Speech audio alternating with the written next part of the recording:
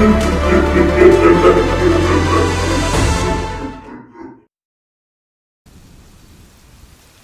Red Death had long devastated the country. No pestilence had ever been so fatal or so hideous. Blood was its avatar and its seal, the madness and the horror of blood.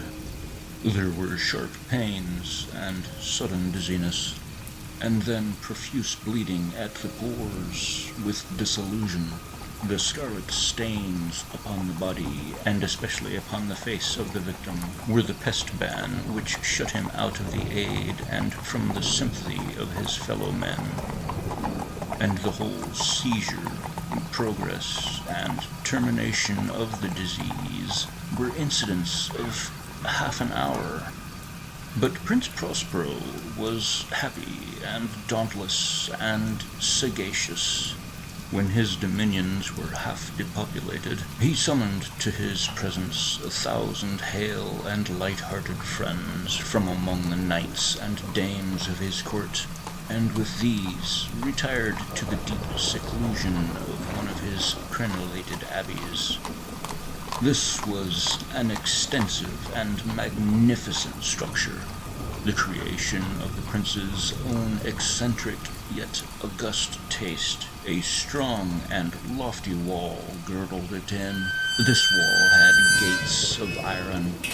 The courtiers, having entered, brought furnaces and massy hammers and welded the bolts. They resolved to leave means neither of ingress nor egress to sudden impulse of despair or frenzy from within. The abbey was amply provisioned. With such precautions the courtiers might bid defiance to contagion. The external world could take care of itself. In the meantime, it was folly to grieve or to think. The prince had provided all the appliances of pleasure. There were buffoons, there were improvisatori, there were ballet dancers, there were musicians, there was beauty, there was wine. All these and security were within. Without was the Red Death. It was toward the close of the 5th or 6th month of his seclusion that the Prince Prospero entertained his 1,000 friends at a masked ball of most unusual magnificence. It was a voluptuous scene, that masquerade. But first, let me tell you of the rooms in which it was held. There were 7. An imperial suite. In many palaces, however, such suites form a long and straight vista, while the folding doors slide back nearly to the walls on either hand, so that the view of the whole extent is scarcely impeded. Here the case was very different, as might have been expected from the Duke's love of the bizarre. The apartments were so irregularly disposed that the vision embraced but little more than one at a time. There was a sharp turn at the right and left.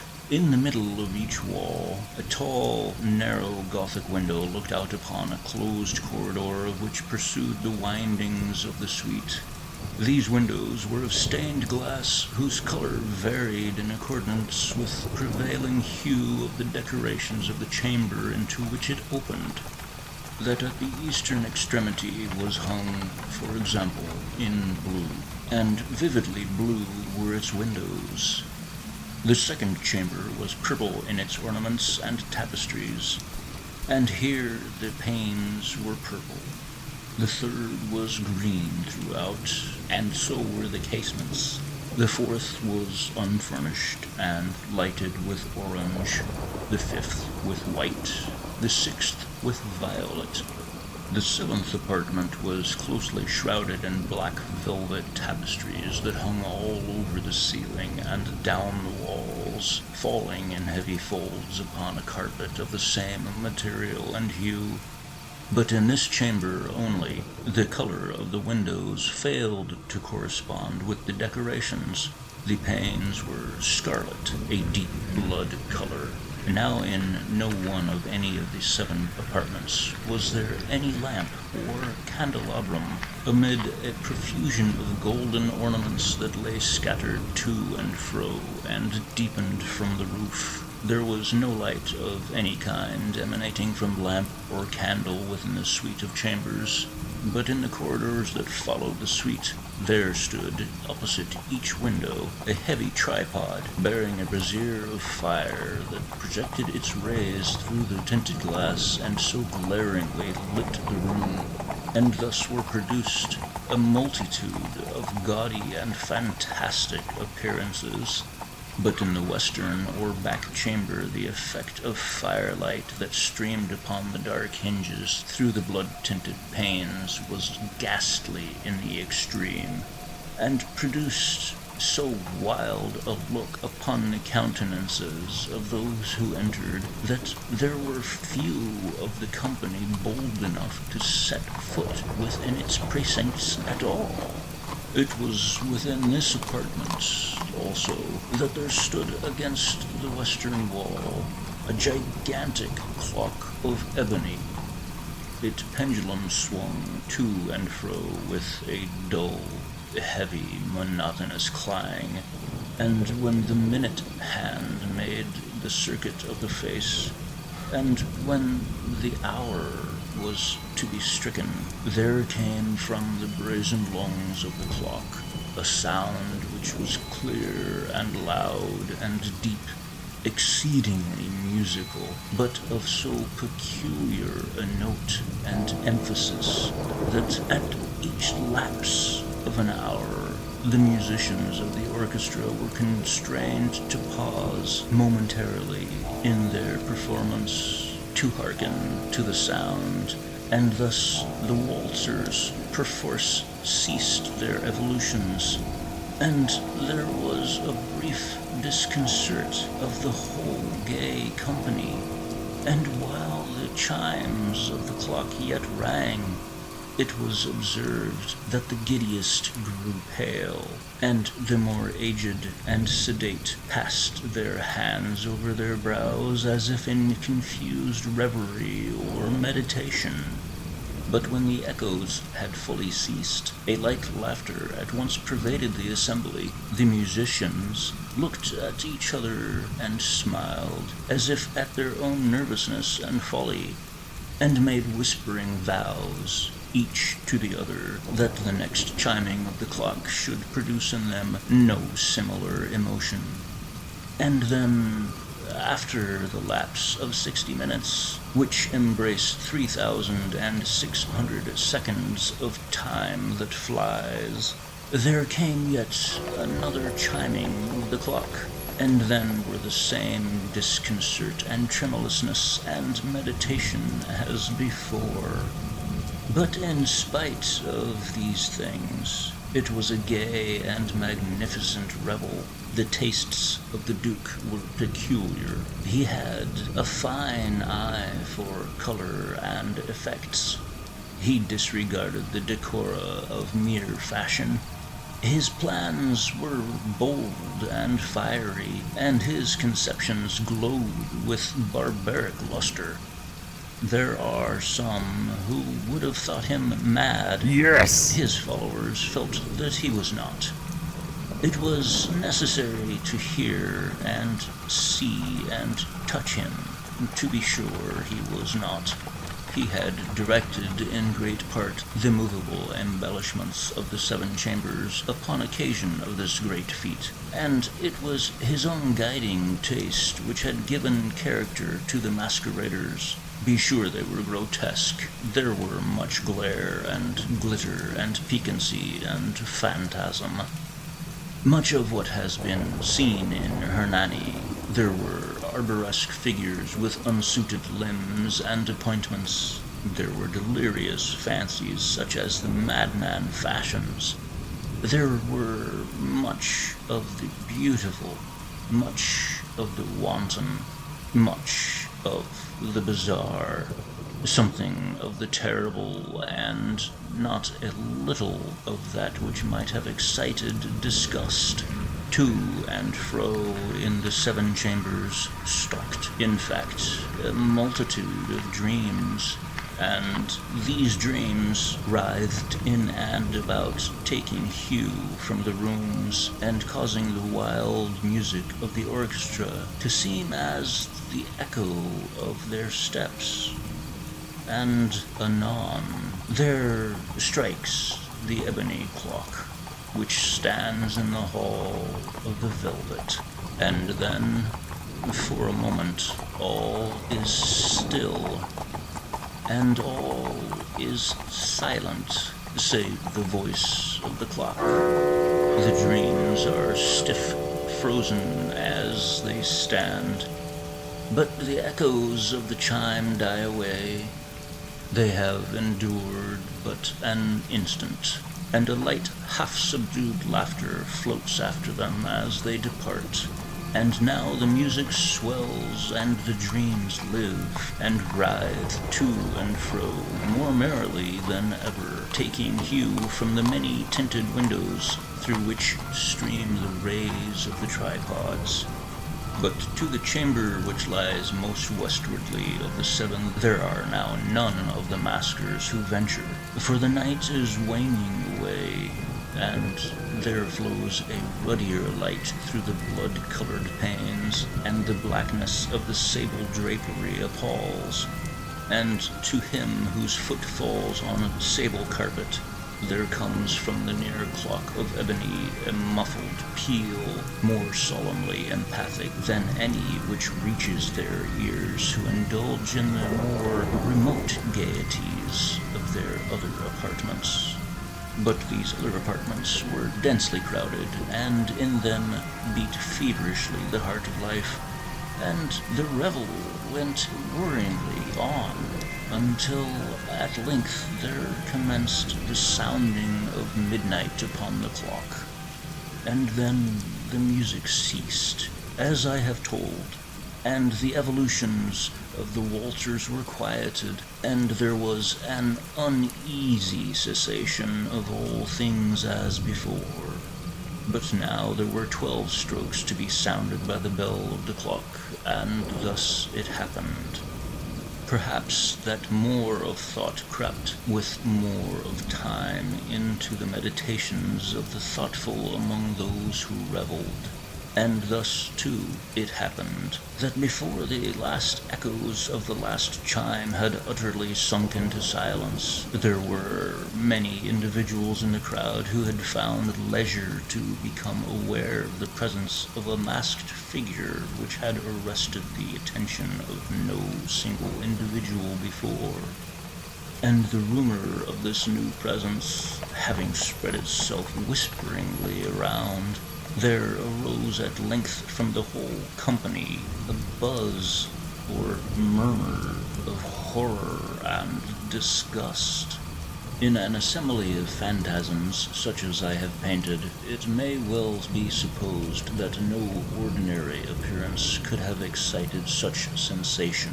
In truth, the masquerade license of the night was nearly unlimited, but the figure in question had out-Heroded Herod, and gone beyond the bounds of even the prince's indefinite decorum. There are chords in the hearts of the most reckless which cannot be touched without emotion, even with the utterly lost, to whom life and death are equally jests. There are matters of which no jest can be made. The whole company, indeed, now seemed to feel that in the costume and bearing of the stranger neither wit nor propriety existed. The figure was tall and gaunt, and shrouded from head to foot in the habiliments of the grave.